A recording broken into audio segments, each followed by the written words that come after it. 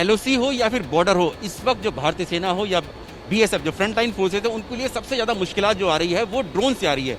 पाकिस्तान की तरफ से लगातार हम सुनते हैं, खबरें इस तरह की आती हैं कि ड्रोन्स जो है पाकिस्तान की तरफ से वो वेपन्स लेकर आ रहे हैं या फिर नार्कोटिक ड्रग्स लेकर आ रहे हैं। तो ये सबसे ज़्यादा मुश्किलात है और उनको डिटेक्ट करना, उनको ट्रैक करना, न्यूट्रलाइज करना, ये सैनिकों के लिए बहुत मुश्किल काम है। लेकिन अब जब हम यहाँ एरो इंडिया शो में पहुंचे हैं बेंगलुरु में, तो यहाँ पर जो कंपनीज आई हैं वो अपने अपने इनोवेशंस के साथ आई हैं और एक ऐसी ही कंपनी है क्राउन ग्रुप, जिसने एक एंटी ड्रोन गन तैयार की है। एंटी ड्रोन गन हमारे सामने है, ये एंटी ड्रोन गन है। ये देखने में आपको एक LMG या MMG मशीन गन जैसी लगेगी, लेकिन दरअसल ये एंटी ड्रोन गन है। और ये ड्रोन गन क्या करती है, बहुत हल्की है, 3 किलो इसका वेट है।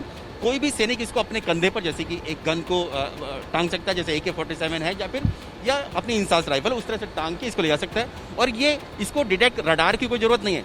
अगर सैनिक अगर देख रहा है कि सामने कोई उसके ड्रोन आ रहा है, तो इस गन से उसको ट्रैक करके उसको न्यूट्रलाइज यानी कि मार गिरा सकता है। तो ये एंटी ड्रोन गन ईजाद की है क्राउन ग्रुप ने।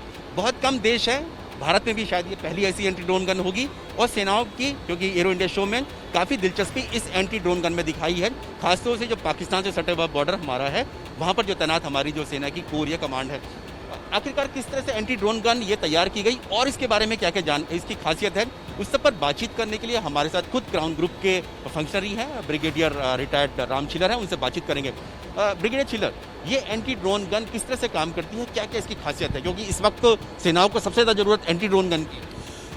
मैं कहना चाहूँगा कि हमारा तकरीबन 15,000 किलोमीटर का बॉर्डर है और बहुत ही कठिन बॉर्डर है एक्चुअली। और वहाँ पे आमतौर पे देखा गया है कि खासकर हमारे जो एडवर्सरीज हैं वो इसको इस्तेमाल करते हैं, एक्सटेंडेड हमारे बॉर्डर को, to support the terrorist in JNK by dropping arms and ammunition.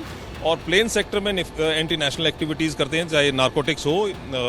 तो प्रॉब्लम कहाँ आती है कि हमारे जो जवान हैं बॉर्डर आउटपोस्ट पे, IB सेक्टर में और FDLs में, लाइन ऑफ कंट्रोल पे, उनके पास ऐसा कोई यंत्र या ऐसा कोई वेपन नहीं है या कोई सिस्टम नहीं है जिससे कि अगर वो सामने कुछ आता हुआ नज़र भी आए उनको, तो वो बड़े हेल्पलेस हो जाते हैं क्योंकि वो कुछ कर नहीं पाते हैं।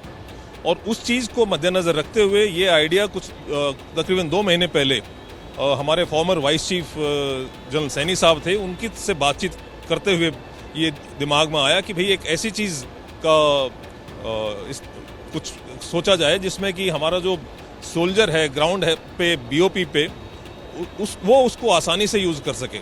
आज की तारीख में जितने भी सिस्टम्स, एंटी ड्रोन सिस्टम्स हैं वर्ल्ड वाइड या फिर इंडिया में भी होंगे, तो उनकी सबसे बड़ी परेशानी ये है, एक तो वो हैवी हैं, दूसरी वो एक एरिया स्पेसिफिक वेन्यू हो या मीटिंग्स हो या स्टेडियम्स हो, उनको गार्ड कर सकते हैं।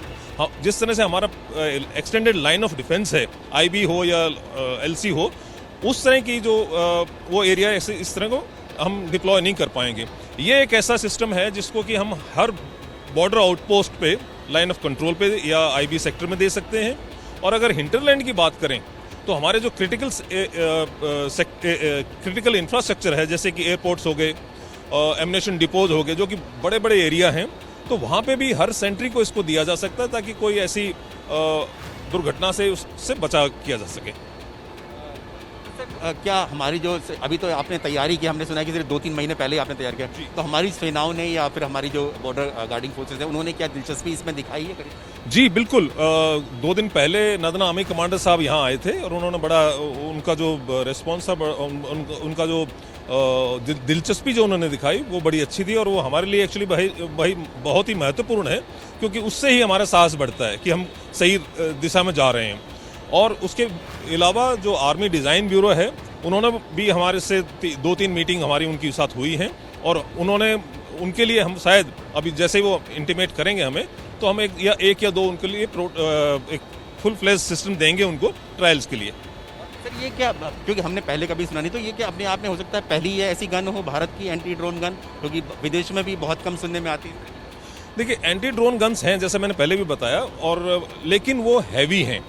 एक जो आम सिपाही है वो उसको एक तो वेट है, वो कैरी नहीं कर पाएगा। इसका मसला ये है कि एक 3 किलो का वजन एक आदमी लेके चल सकता है, जैसे चाहे वो मोबाइल पेट्रोल हो या पैदल पेट्रोल हो।